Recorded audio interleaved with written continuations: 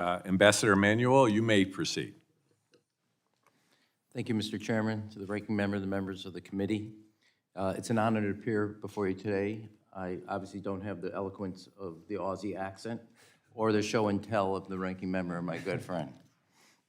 For more than 60 years, the partnership between the United States and Japan has been the cornerstone of both peace and prosperity in a free and open Indo-Pacific. As ambassador, I sought to deepen our ties and confront our common challenges, none greater than China's most pernicious and persistent tool, economic coercion.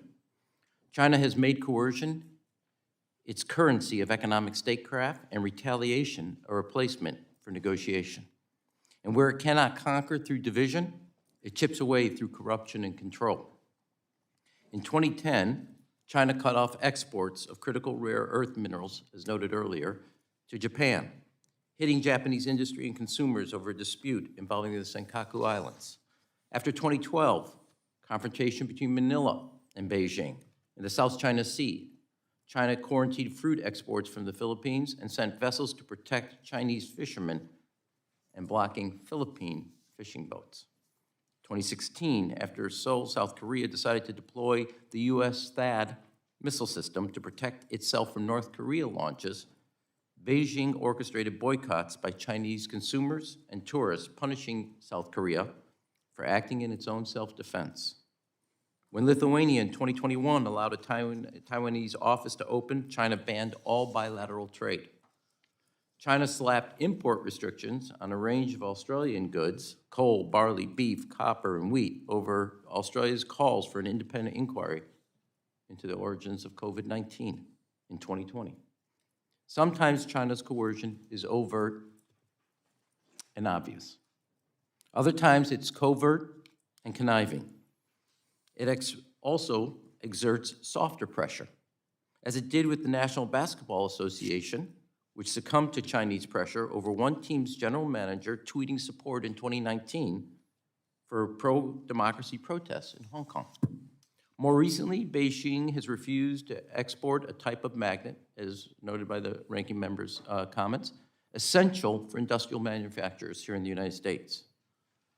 Most dramatically, Ford halted production of certain advanced vehicles, including their facility in the city of Chicago, their oldest plant in the United States. Our country, with the largest economy in the world, sits atop many rare earth minerals, vital to our future prosperity. But China has a near monopoly, 90%, on the ability to process them. China's coercion and message is not limited in this instance to the American audience alone. It's playing out across the global theater as other nations observe. Regardless of the method, the message from China is the same: submit or suffer.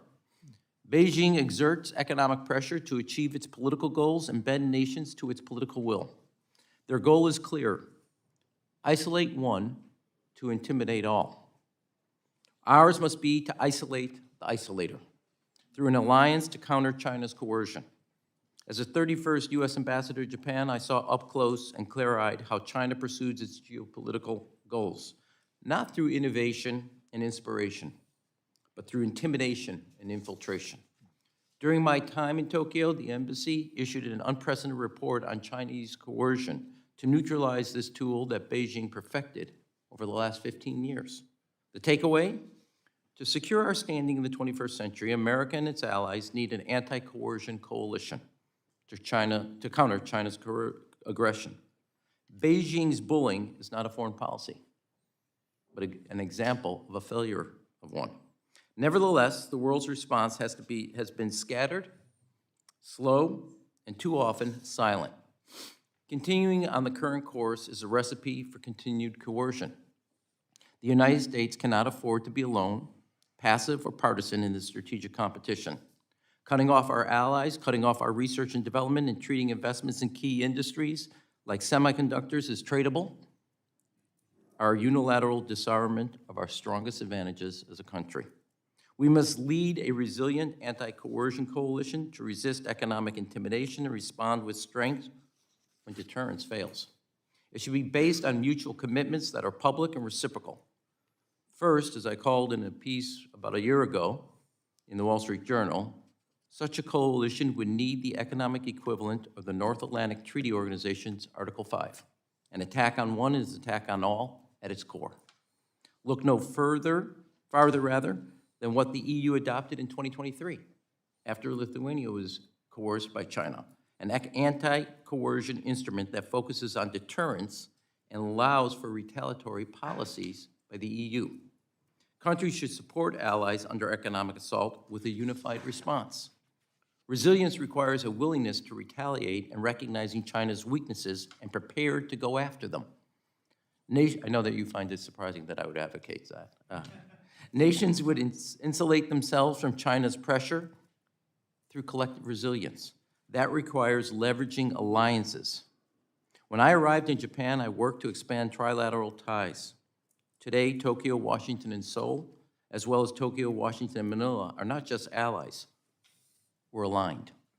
We strengthened our economic ties, enhanced our military readiness, and deepened our intelligence sharing. Second, America cannot self-immolate. The Chinese undoubtedly understand how important intellectual property and advanced research are to their own ambitions. It's a false choice to suggest the U.S. must pick between free markets and government intervention. To maintain our economic sovereignty, we must have both and invest in our advantages. Talent from around the world that comes to America, research and development, science, our universities. Surrendering our strengths is self-defeating. Finally, nations must have our own tools of economic cooperation, which can be used to shore up supply chain resilience. Reshoring without friendshoring will not succeed. In other words, we must offer victims real relief in real time from China's coercive trade actions, including export credit lines and expedited licensing. Australia's response to China's coercion is the best example of how to replicate going forward. And if I could, and I know I'm past my time, conclude with one single story. During my tenure in Tokyo, China banned Japanese seafood from its market, citing false concerns about contamination from Fukushima area. As ambassador and working with the Indo-PACOM in Honolulu, our military, we exposed the hypocrisy and coercion with photos of Chinese fishing boats operating in Japanese water fishing, having banned the Japanese fish. To show the safety of the seafood, I know you find it shocking, but I went swimming and surfing in Fukushima with members of the parliament and publicly ate local seafood and vegetables. I also led efforts to have our U.S. military bases purchase Japanese seafood and served it proudly at both the residence of the ambassador and at the embassy. And took a number of you also when you visited shopping at the local Fukushima area in Tokyo. At a very public campaign, China recently abandoned its boycott of Japanese seafood. Now, if I could, if one skinny ambassador with a big mouth could do that, imagine what countries could achieve together. Cracking the code of coercion isn't impossible. It takes unity and sustained resolve and respect for our allies.